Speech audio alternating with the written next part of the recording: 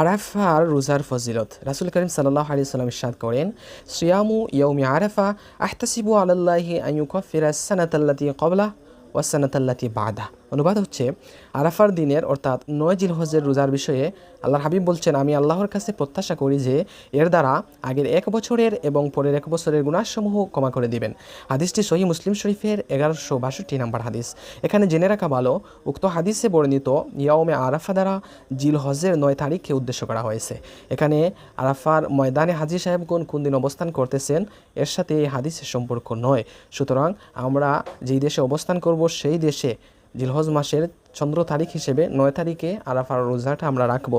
তবুও যদি কারো অন্তরের মধ্যে দ্বিধাদ্বন্দ্ব থাকে যে 8 তারিখে রাখবো নাকি 9 তারিখে রাখবো, বিশেষ করে বাংলাদেশের জন্য এরকম দ্বিধাদ্বন্দ্ব হলে আপনি 8 তারিখ এবং 9 তারিখ উভয় তারিখে রোজাটা রেখে দেবেন।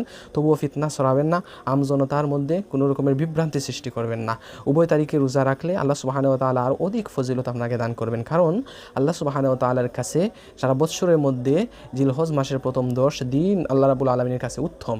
সুতরাং এই উত্তম দিনে যদি কেউ রোজা রাখে, একাধিক রোজা রাখলেও, প্রত্যেক দিনে রোজা রাখলেও কোনো সমস্যা নেই। সুতরাং আমরা ফিতনা না করে সমাজের মধ্যে আমরা ইসলামের যেই একটা ফজিলতের দিনকে সঠিকভাবে পালন করব।